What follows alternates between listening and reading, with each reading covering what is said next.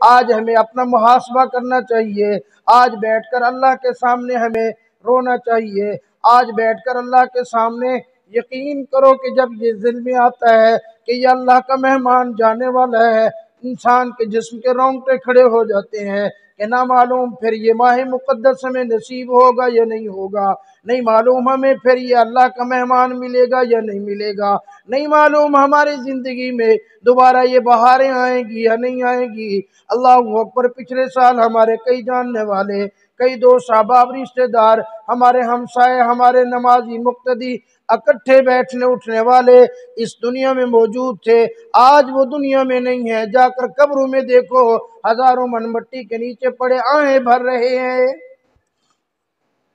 نہیں معلوم پھر یہ اللہ کا مہمان ہمیں نصیب ہو یا نہ ہو۔ آؤ یہ آخری گھڑیاں ہیں، پھر میں ایک دو باتیں عرض کر کے اپنی بات کو ختم کرتا ہوں۔ آخری گھڑیوں میں ایک دو باتوں کا خیال کر لیں ہم۔ اللہ اکبر، جنہوں نے اعمال کر لیے ہیں، اللہ کا اس کے اوپر شکر ادا کرنے کے بعد ان اعمال کی حفاظت کرنا بھی ضروری ہے۔ اصل میں ہوتا کیا ہے، انسان اعمال کر لیتا ہے، سارا مہینہ اللہ کے سامنے رو لیتا ہے، سارا مہینہ نماز کوئی نہیں چھوڑتا، سارا مہینہ روزہ کوئی نہیں چھوڑتا، سارا مہینہ قرآن کی تلاوت کرتا ہے، سارا مہینہ وہ ذکر اذکار تسبیحات میں گزارتا ہے، جیسے ہی وہ عید کا چاند نظر آتا ہے، اس رات ہم باہر نکلتے ہیں، عید کے آنے سے پہلے پہلے ہم اپنے رمضان المبارک کی ساری عبادات شیطان کے حوالے کر دیتے ہیں۔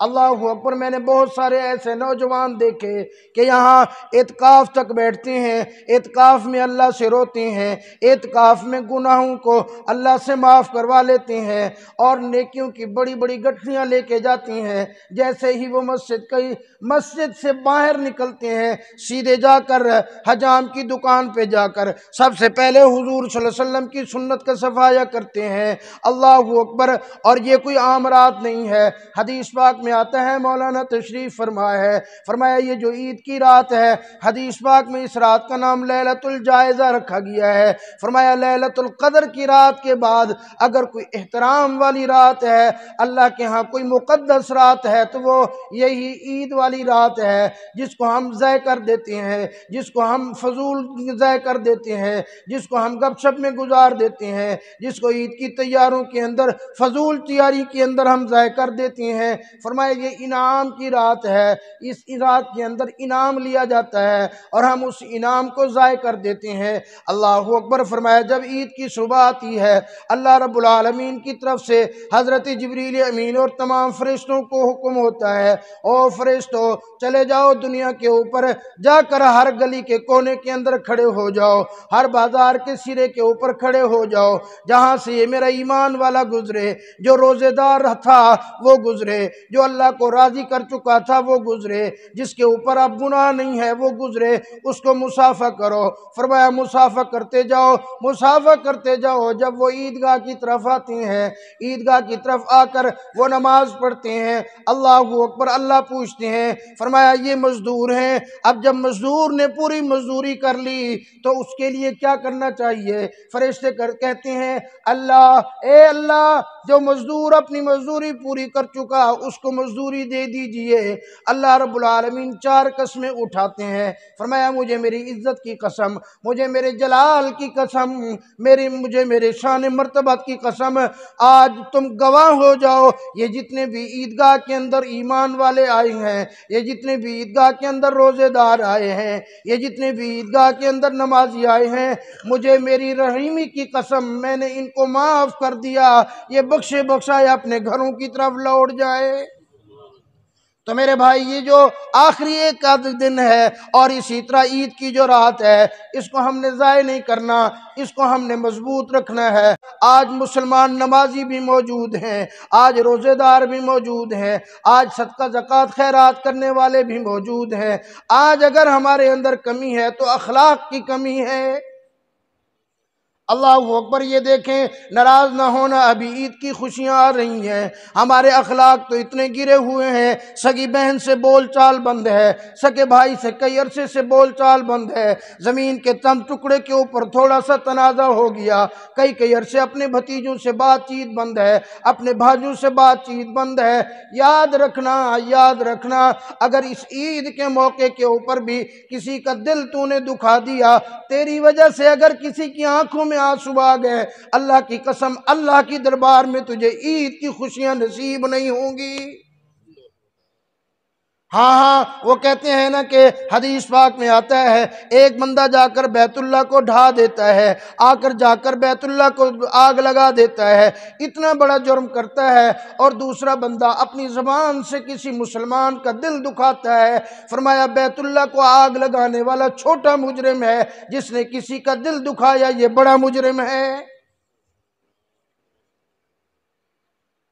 بہن نے اگر آ کر اپنا حصہ مانگ لیا، کئی عرصہ ہو گیا بہن کے گھر نہیں جا کے گیا، اللہ اکبر، یہ یاد رکھنا اگر بہن سے بول چال نہیں ہے، باپ زندہ ہوتا ہے، بہن ہر بیٹی کے پاس جاتا ہے، عید کے موقع کے اوپر بیٹی کے سر کے اوپر ہاتھ رکھتا ہے، بیٹی کے سر کے اوپر ہاتھ رکھ کے پوچھ لیتا ہے، بیٹی تیرا کیا حال ہے؟ باپ کے جانے کے بعد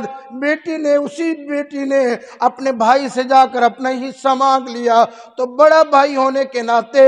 10 سال ہو گئے اس کے گھر کی طرف چل کے نہیں گیا۔ یاد رکھنا اگر تیرا یہی رویہ ہے،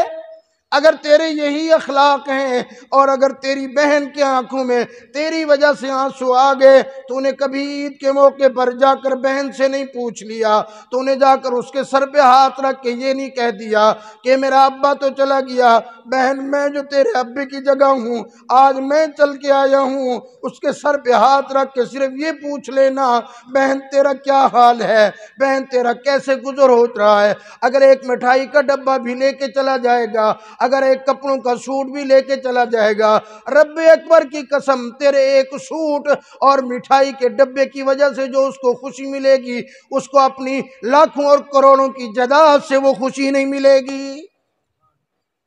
تو اسی لیے میرے بھائی یہ اخلاق نبوت ہیں، اگر تیرے یہ اخلاق نہیں ہے، اگر تیرے اندر یہ چیز نہیں ہے، پھر تجھے عید منانے کا کوئی حق نہیں ہے، پھر تجھے عید کی خوشیاں منانے کا کوئی حق نہیں ہے۔ اور اگر عید کے موقع کے اوپر، اس خوشی کے موقع کے اوپر کسی کے بھی آنکھوں میں آنسو تیری وجہ سے آ گئے، تو یاد رکھنا تو قبر کے اندر چلا جائے گا، لیکن تجھے دنیا اور آخرت کی کبھی بھی خوشیاں نصیب نہیں ہوں گی۔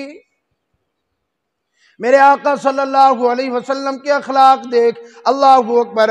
فرمایا فتح مکہ کے موقع کے اوپر، اللہ اکبر، حضور صلی اللہ علیہ وسلم یوں نگاہیں نیچی کر کے چل رہے ہیں، حضرت بلال نے پوچھا یا رسول اللہ آج آپ نگاہیں نیچی کر کے چل رہی ہیں، آج تو آپ فاتح بن کے آ رہی ہیں۔ فرمایا نہیں بلال، کوئی بندہ یہ نہ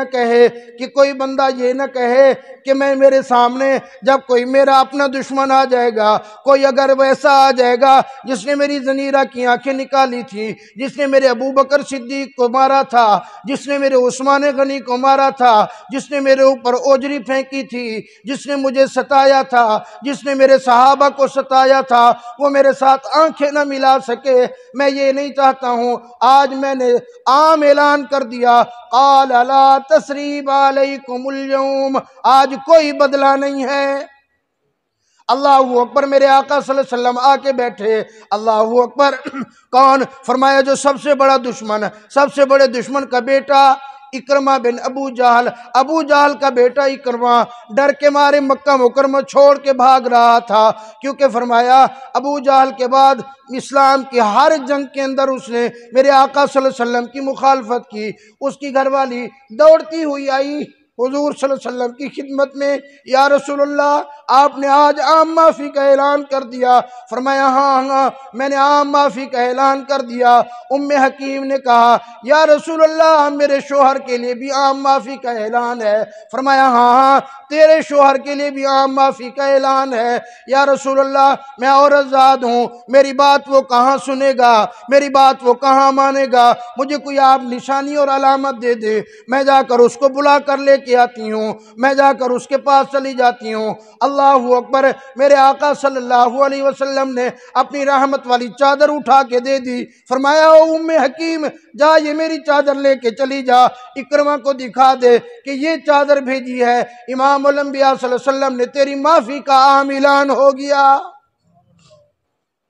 اور میرے آقا نے فرمایا او میرے بلال جا تو چلا جا، جا کر اکرمہ کا استقبال کر، جا کر اس کو گلے لگا لے، او میرے سلیمان جا کر تو اس کو مرحبا کہہ کے آ۔ اللہ اکبر، وہ صحابہ جن کے اوپر ظلم و ستم کیا کرتے تھے ان کو میرے آقا استقبال کے لیے بھیج رہے ہیں۔ اکرمہ کی بیوی نے جا کر آپ صلی اللہ علیہ وسلم کی چادر مبارک دکھائی۔ اللہ اکبر، اکرمہ آیا، اکرمہ نے جب دیکھا حضور صلی اللہ علیہ وسلم کی چادر تو وہ آیا واپس کہ واقعی مجھے امن مل گیا ہے۔ جب صحابہ کا استقبال اس نے دیکھا اس کی آنکھوں میں آنسو آ گئے، رو کے کہنے لگا جس کے اخلاق اتنے اچھے ہوں، جس کے یار اتنے اچھے ہوں، اس پاک پیغمبر صلی اللہ علیہ وسلم کا دین اسلام کتنا اچھا ہوگا۔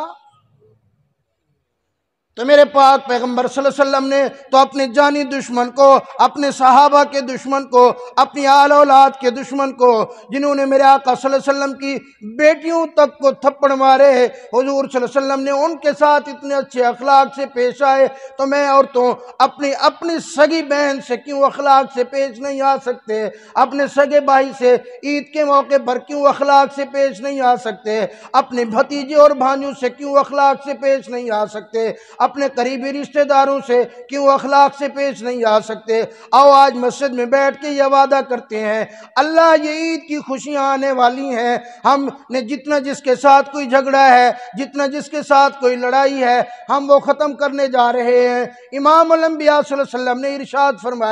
فرمایا جو بندہ حق پر ہوتے ہوئے